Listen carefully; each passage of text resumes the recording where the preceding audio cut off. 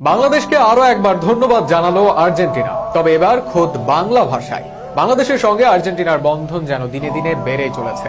যার শুরুটা হয়েছিল বিশ্বকাপের মধ্য দিয়ে, সেই যাত্রা চলমান রয়েছে এখনো। যে মেসির হাত ধরে অসংখ্য বাংলাদেশি ভালোবেসেছে এই আলফাসেলেস্তেদের, সেই মেসিও যে কথা বলেছেন বাংলাদেশকে নিয়ে, ধন্যবাদ দিয়েছেন ভক্তদেরকে। মিডিয়ার কল্যাণে এখন বিশ্বের এই প্রান্ত থেকে ও প্রান্ত সবই যেন হাতের মুঠোয়, কোনো কিছুই যেন দূরত্ব নেই। নিজেদের ভালোবাসা প্রকাশ করতে যেতে হয় না সুদূর চীন দেশে। সামাজিক যোগাযোগ মাধ্যমে ছড়িয়ে দিলে মুহূর্তের মধ্যেই তা দেখে ফেলতে পারে সবাই।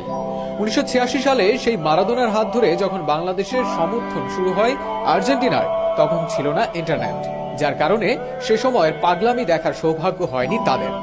এরপর সময় পেরিয়ে গেলেও আর্জেন্টিনাকে থামানো যায়নি। বছরের পর বছর বাংলাদেশের মানুষের সমর্থন ছিল আর্জেন্টিনার জন্য। 2018 সালে সামান্য আলোচনা হলেও 2022 সালে যেন ছাড়িয়ে গেছে সকল মাত্রা।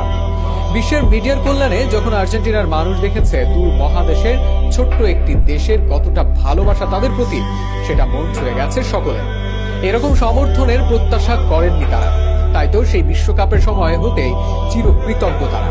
কাতারে যখনই আর্জেন্টিনার মানুষ বাংলাদেশের পতাকা দেখেছে, প্রত্যেকে এগিয়ে গিয়ে তাদের সঙ্গে ছবি তুলেছে, ধন্যবাদ দিয়েছে। দুই দেশের সম্পর্ক গভীর করতে ফেসবুকে একটি গ্রুপও খুলেছে নিজেদের অনুভূতি আদান প্রদানের জন্য।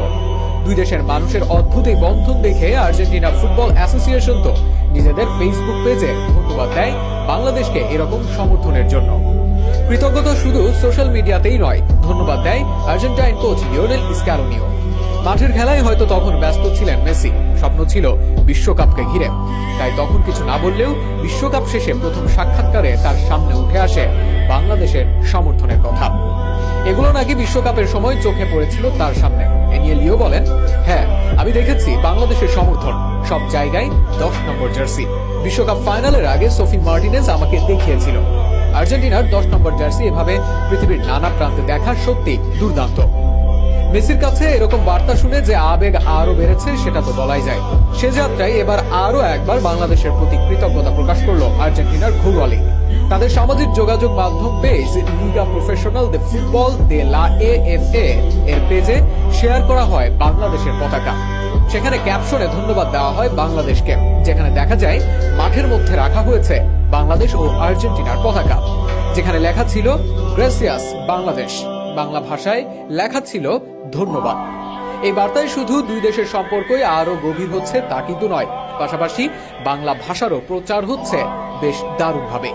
চিরকাল টিকে থাকুক এই বন্ধন, প্রত্যাশা তো এরকম দুই দেশের সমর্থকদেরই।